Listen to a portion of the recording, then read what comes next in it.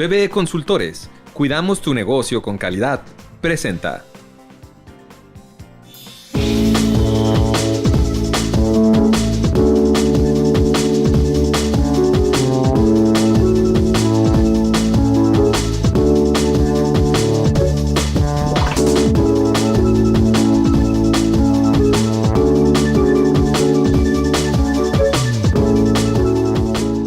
Bienvenidos a su programa Consejero Empresarial, ahora en las instalaciones y en el festejo de Fiscalística 2017. Iniciamos la primera entrevista con el licenciado Arturo Pueblita para hablar sobre un poco de los aspectos más relevantes y preocupantes, sobre todo con esta nueva modalidad de juicio de resolución exclusiva de fondo. Licenciado. Mi querido Adrián, ¿cómo estás? Muchas gracias por la invitación. Feliz de estar con ustedes. Gracias, Arturo. Oye, pues hay muchas dudas en este tema de esta resolución de fondo. Se ve con ojos que puede ser perfectible completamente, por ahí lo mencionaste, pero va a un objetivo. Pero hoy que inicie todo este proceso, ¿cuáles son tus mayores preocupaciones? Bueno, en los términos de las disposiciones transitorias del decreto a través del cual fue publicado esta reforma a la Ley Federal de Procedimiento Contencioso Administrativo, para el 30 de junio ya deben de estar funcionando las salas especializadas de juicio de resolución exclusiva de fondo. La principal preocupación, y era lo que platicábamos ahorita en el foro de Fiscalística, era precisamente el tema de la integración de estas salas. Para nosotros es muy importante para que este proyecto pueda funcionar, que además es deseable que funcione, que los magistrados que formen parte de estas salas especializadas estén libres de todo tipo de presiones, que sean magistrados que realmente tengan un conocimiento profundo de la materia tributaria sustantiva, y además que pues no exista tampoco una vinculación o una cercanía, pues vaya, ni con los contribuyentes ni con las autoridades, que realmente se trate de magistrados que puedan resolver y que estén en condiciones de resolver con una absoluta independencia y darle la razón a quien la tenga. Fíjate que quizás yo creo que estamos un poco ahogados siempre con la forma, tratar de lograr el éxito para una defensa. Como contadores tenemos que estar cuidando mucho las formas y en muchas ocasiones los asuntos no se tiene que perder tiempo. Vámonos directamente al fondo para poder hacer una reconstrucción rápida de su situación jurídica, para bien o para mal, o para lo justo, como lo acabas de decir. La parte de las sentencias, que se me hizo muy interesante cómo lo abordaron en la mesa. Sí, hay un tema para mí muy importante en la sentencia, y es que el diseño normativo de este sistema del juicio de resolución exclusiva de fondo establece que se debe privilegiar precisamente al fondo respecto de la forma, que se debe privilegiar el determinar si existió o no una omisión en el entero de contribuciones. Pero a mí una de las cosas que me resultan preocupantes, y se ponía ahí en la mesa como ejemplo el tema de los avisos de compensación en los términos del artículo 23 del Código Fiscal, que si se acredita que existió efectivamente la compensación, que hubo una disminución de un saldo a favor o de un pago de lo indebido que traía a favor un contribuyente y que se utilizó para pagar un crédito fiscal o para pagar una contribución, que eso debiera ser suficiente para acreditar que no hay una omisión en el entero de contribuciones. Sin embargo, yo les comentaba ahí mismo que uno de los graves problemas que podremos enfrentar es que existe una resolución de la Suprema Corte de Justicia de la Nación, en el sentido que estos avisos de compensación que se deben presentar son elementos constitutivos del derecho. Ajá. Y que por lo tanto esa resolución, esa jurisprudencia le resulta obligatoria al Tribunal Colegiado de Circuito que vaya a resolver la revisión fiscal o el juicio de amparo. En ese sentido, creo que la norma sigue estando incompleta y que se debiera hacer extensiva esa disposición, o que se mencione o que por lo menos existe alguna forma de dotar de seguridad jurídica. O que se abandone, hasta se puede abandonar el criterio. Que se abandone ese criterio, pero mientras tanto los tribunales colegiados de circuito están obligados a adoptar ese criterio. Y existe la posibilidad de que un contribuyente pudiera, en ese sentido, poner en riesgo su patrimonio, pensando que se le va a resolver de fondo la controversia, que no existe una omisión en el entero de contribuciones, pero que en una instancia posterior al juicio contencioso, por una resolución de la Suprema Corte, pueda venirse abajo su defensa. Ok, ahí tendría que ser la madurez jurisdiccional o jurisprudencial para poder darle cabida a este nuevo sistema de juicio. Es correcto. Ahora, el tema medular, y lo mencionabas en la mesa, Arturo, en la cuantificación, porque fue muy difícil cuando fue la reforma de ser un tribunal de anulación a un tribunal ya un tribunal pleno ya para condenar. Ha sido paulatino, porque todavía no ha sido tan claro que están algunas cosas.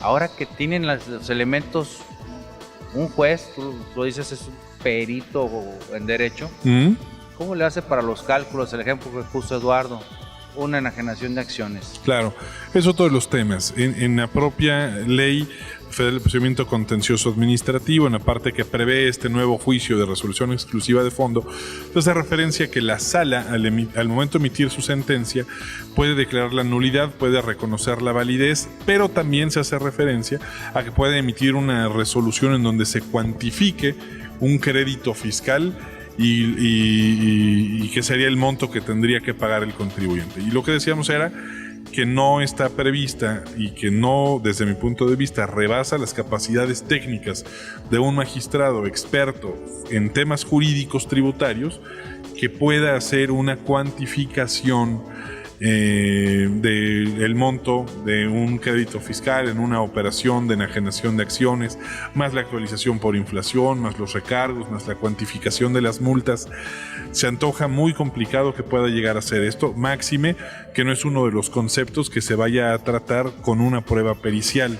Y yo mismo lo mencionaba, puede darse el caso que desde que se desahogue la prueba pericial hasta el momento en el que quede firme la sentencia, porque pudo haber dado un par de vueltas en el tribunal colegiado, los montos y la cuantificación del asunto se haya ya variado considerablemente. Entonces, en ese sentido, creo que es difícil que pueda tener una aplicación real esa disposición, y era lo que yo mismo les decía, cuando se pueden emitir resoluciones reconociendo la existencia de un derecho subjetivo en donde se ordenaba la devolución. La realidad de las cosas es que prácticamente nunca las salas del tribunal emiten una sentencia en esta consideración, sino que únicamente es para el efecto de que la autoridad cuantifique, pero que se reconoce la existencia del derecho.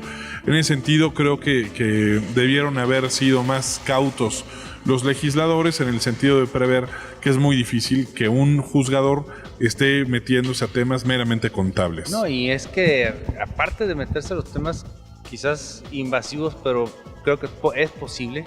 Pero si hasta para determinar los impuestos hay criterios, claro, ¿cómo va a poder un juez también darle una aplicación exacta o idónea, o la que el legislador al crear la norma es lo que busca?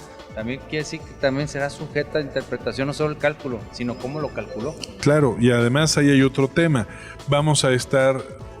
Si la sala del Tribunal Federal de Justicia Administrativa hace la cuantificación de los montos que debe pagar, nos metemos en un nuevo problema. La sala emite una resolución donde hace un pronunciamiento jurídico y un pronunciamiento económico.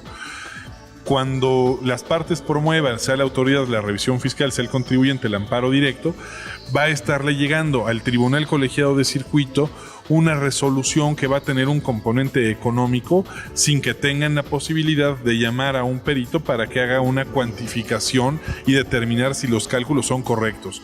Los magistrados del Poder Judicial de la Federación se van a tener que poner a hacer cálculos para revisar los cálculos que hicieron otros juzgadores. Y los abogados no somos precisamente buenos para las matemáticas. No es el área de competencia, vamos diciéndolo.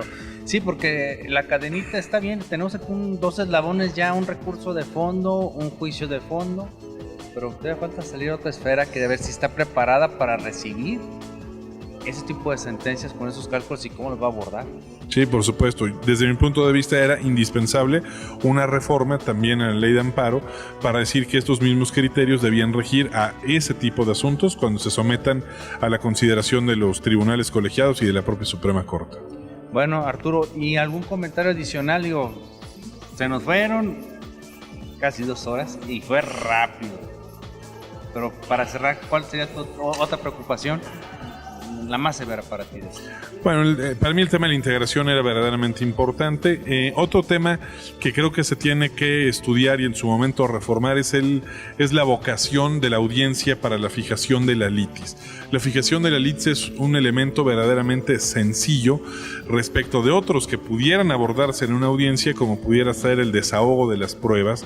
Parte de lo que ha vuelto exitoso los acuerdos conclusivos es la posibilidad de sentarse las autoridades fiscales con el contribuyente y en medio la PRODECON, precisamente para revisar documentos, para ver las pruebas, para ver los asientos contables. Ese ha sido un éxito, y esto es algo de lo que adolece el juicio de resolución exclusiva de fondo. La audiencia debió haber sido, sí, para fijar la litis, pero también para revisar, para valorar y para hacer las manifestaciones que conforme a derecho correspondan una vez que está a punto de cerrarse la instrucción en el juicio.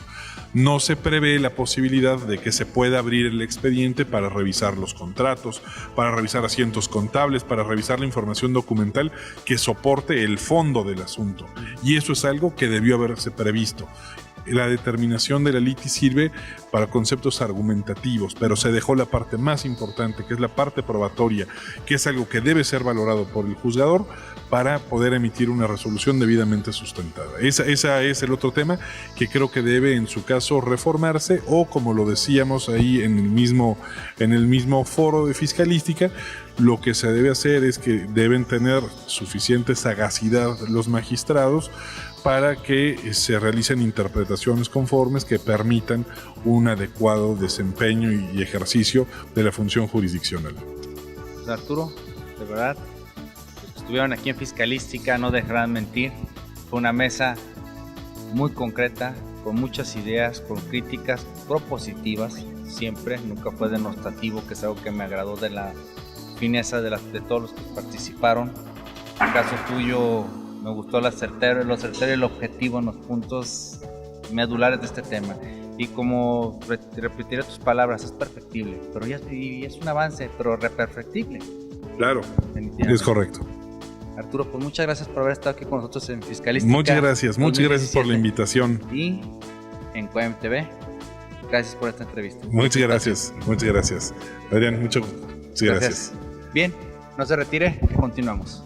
En todo lugar, en todo momento, Eximex te acompaña. Nuestra nueva app, Job Search, permite a los usuarios de dispositivos móviles disfrutar todas las prestaciones y servicios de nuestra empresa. Aplica los exámenes, revisa las vacantes y sube tu currículum. Eximex Job Search. Si buscas trabajo, tu mejor herramienta.